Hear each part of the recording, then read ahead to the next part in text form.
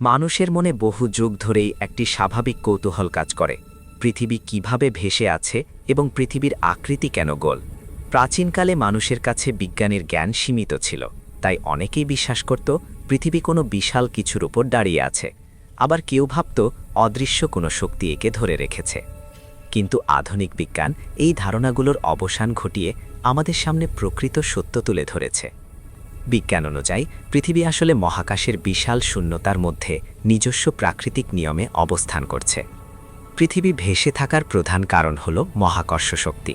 মহাকর্ষ এমন একটি প্রাকৃতিক বল যার মাধ্যমে যে কোনো ভরযুক্ত বস্তু অন্য ভরযুক্ত বস্তুকে নিজের দিকে আকর্ষণ করে। সূর্য যেহেতু একটি অত্যন্ত বিশাল ভরযুক্ত নক্ষত্র, তাই এর মহাকর্ষ শক্তিও প্রচণ্ড শক্তিশালী। এই শক্তির কারণে পৃথিবী সূর্যের দিকে আকৃষ্ট থাকে। অন্যদিকে পৃথিবী নিজস্ব গতিতে সূর্যের চারদিকে ঘুরছে। সূর্যের মহাকর্ষ টান এবং পৃথিবীর ঘূর্ণন, এই দুই বিপরীত শক্তির মধ্যে একটি নিখুঁত ভারসাম্য তৈরি হয়েছে। এই ভারসাম্যের ফলেই পৃথিবী সূর্যের মধ্যে পড়ে না, আবার কক্ষপথ ছেড়েও দূরে সরে যায় না। পৃথিবী শুধু সূর্যের চারদিকে ঘোরে না, বরং নিজ অক্ষের ওপরও ঘূর্ণন করে। এই ঘূর্ণনের ফলেই দিন ও রাতের সৃষ্টি হয়। যদি কোনো কারণে পৃথিবীর এই গতি থেমে যেত বা কক্ষপথ থেকে সরে যেত, তাহলে পৃথিবীতে বসবাসকারী সব প্রাণীর অস্তিত্বই মারাত্মক ঝুঁকির মুখে পড়ত। তাই বলা যায় পৃথিবীর ভেসে থাকা আসলে প্রকৃতির এক অসাধারণ ভারসাম্যের ফল। এখন প্রশ্ন আসে, পৃথিবীর আকৃতি কেন গোল? এর পেছনেও মহাকর্ষ শক্তির গুরুত্বপূর্ণ ভূমিকা রয়েছে।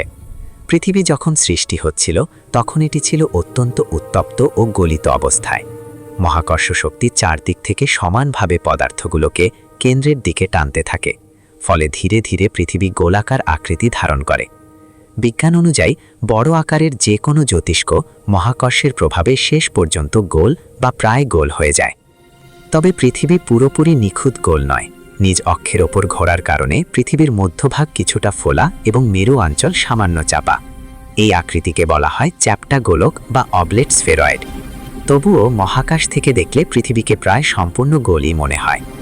সবশেষে বলা যায় পৃথিবীর ভেসে থাকা ও এর গোল আকৃতি কোনো রহস্য নয়, বরং মহাকর্ষ, গতি এবং প্রাকৃতিক নিয়মের এক অসাধারণ সমন্বয়ের ফল। এই নিয়মগুলোর কারণেই পৃথিবীতে আজ জীবন সম্ভব হয়েছে এবং এখনও টিকে আছে। বন্ধুরা, আজকের এই ভিডিওটি এই পর্যন্তই। আমার এই ভিডিওটি ভালো লাগলে লাইক এবং সাবস্ক্রাইব করতে ভুলবেন না। পাশে থাকা বেল আইকনটি বাজিয়ে দিবেন। সবার জন্য দোয়া ও ভালোবাসা রইল আমার পক্ষ থেকে।